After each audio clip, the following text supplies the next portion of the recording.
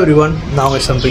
இந்த வந்துட்டானுங்கல்ல, என் செல்ல வந்துட்டானுங்கல்ல. Hello everyone, என் பேர் ஹரிஷ்குமார். இவங்க பேர் ஐயோ எனக்கே ரோலிங் ஆகுது. பேர் வந்து முத்துப்பஞ்சு மாமா.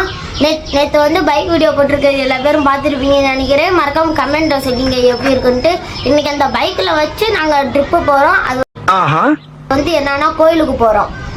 எங்கள் ஃபேமிலி இருக்க எல்லா பேருமே போகிறோம். நானே, எங்கள் முத்து மாமா, எல்லா பேருமே, எங்கள் அம்மா, எங்கள் அக்கா, எங்கள் அத்தை, இவங்கெல்லாம் லிஸ்ட் பெருசா போய்கிட்டு இருக்கு. இவங்கெல்லாம் போகிறோம். தேங்க்யூ.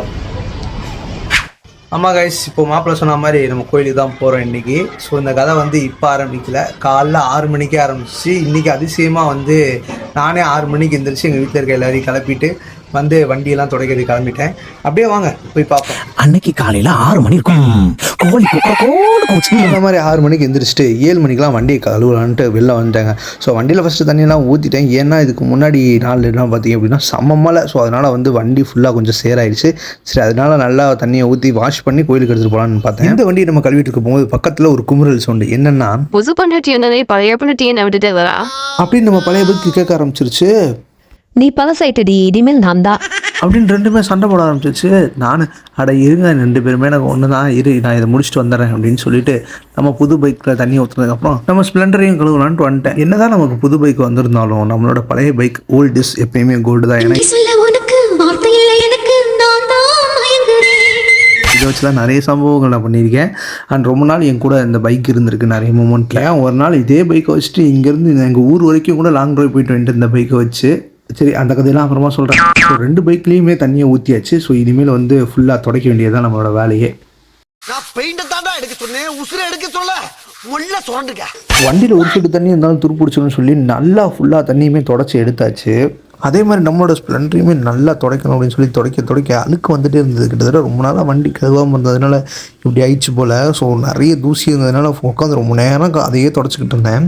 அந்த ஒரிஜினல் கலரு தேய்ச்சி தோலை உரிச்சிடாதீங்க. அதையும் தொடச்சி முடிச்சாச்சு. ஒரு வழியாக வண்டியையும் கழுவிட்டு அப்புறம் தொடச்சி முடிச்சாச்சு. சரி, இதுக்கப்புறம் வண்டியை லைட்டாக ஆன் பண்ணி ரேஸ் பண்ணலாம்னு சொல்லிட்டு கீ செயின்லாம் எடுத்துகிட்டு வந்துட்டேன். எனக்கு ரொம்ப நாளாக ஒரு ஆசைங்க, நம்மளோட சொந்த பைக் ஒன்று வாங்கிட்டு அதை ரேஸ் பண்ணி அதோடைய சவுண்ட் இருக்குல்ல அதை கேட்டு பார்க்கணும். ஸோ அதனாலேயே இன்றைக்கி வந்து வண்டியெலாம் க்ளீன் பண்ணி சரி கேட்கலான்னு சொல்லிட்டு சாவி எடுத்துகிட்டு போயிட்டேன். சவுண்டு எப்படி இருக்குன்னு நீங்களே கேட்டு பாருங்கள்.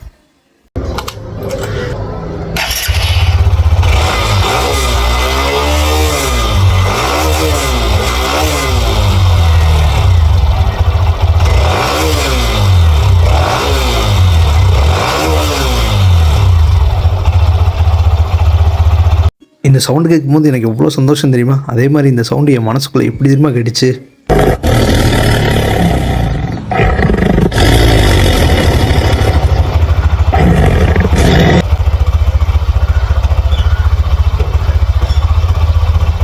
ஸோ அந்த சவுண்டு கேட்க எனக்கு இப்படி தான் இருந்தது. சும்மா மாசா கெத்தா செம்மையாக இருந்தது. அண்ட் அதே மாதிரி நம்மளோட ஸ்ப்ளெண்டரையும் ஆன் பண்ணி ரேஸ் பண்ணிட்டேன்.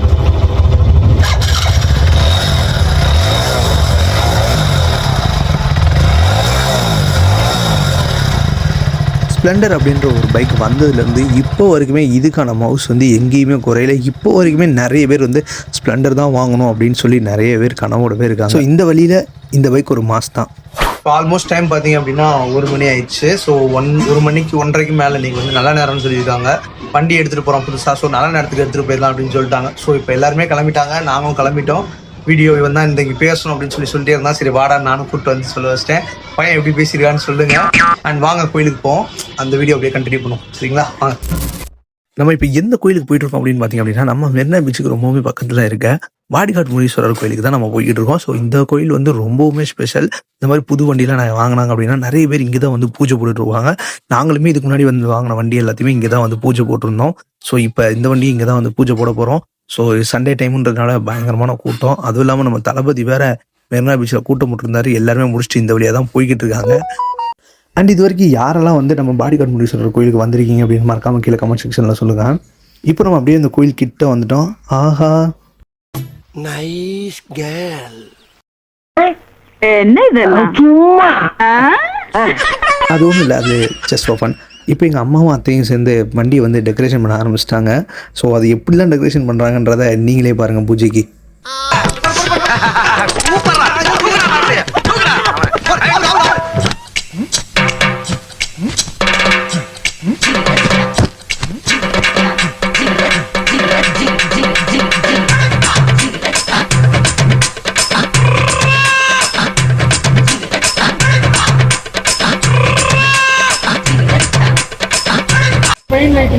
இது வந்து பழைய பைக்கு.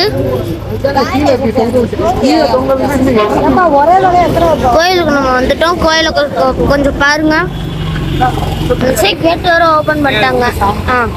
இப்போ அடுத்த பைக்கு, புது பைக்கு பார்க்கலாம். இதுதான் புது பைக். போதுமா? போதும் எல்லாரும் எடு. ரைட், அந்த வண்டி எடுவா, இந்த வண்டி எடு. சூப்பர். இதுதான் எங்க கனவாதி மாமா. ரைட்டு, உங்க அக்கால் 2 பேர் எடு. இதுதான் எங்க பைத்தியம். அண்ட் இதுதான் நம்ம ஃபேமிலி. 1000 ஜன்னல் வீடு, இது அன்பு வாழும் கூடு. ஃபைனலாக நம்மளோட வண்டிக்கு நல்லபடியாக பூஜையும் முடிஞ்சிருச்சு அண்ட் சாமியை கும்பிட்டுட்டு வந்துட்டோம். ஸோ இப்போ அடுத்து அப்படியே பைக் எடுத்துகிட்டு கிளம்ப வேண்டியதான். சாமி கூப்பிட்டு வந்ததுனே என் தம்பி பைக் எடுத்துகிட்டு நான் கிளம்புறேன் அப்படின்ட்டு பைக் எடுத்துகிட்டு பசங்களையும் கூட்டிகிட்டு கிளம்பிட்டான். ஸோ அவன் எப்படி கூட்டிகிட்டு போவான் சின்ன பசங்களை அப்படின்னு சொல்லிட்டு நானும் பின்னாடியே அப்படியே போனேன். நல்லா தான் ஓட்டிகிட்டு போனேன். ஆனால் பைக்கு ஃப்ரண்ட்லேருந்து பார்க்க செம்ம லுக்காக இருந்தது. இது வரைக்கும் வீடியோ பார்த்தவங்க பைக் எப்படி இருக்குன்னு மறக்காமல் கீழே கமெண்ட் செக்ஷனில் சொல்லிட்டு போங்க. அண்ட் இதே மாதிரி அடுத்த ஒரு வீடியோவில் நம்ம எல்லோரும் மீட் பண்ணுவோம். And see you soon by SMP.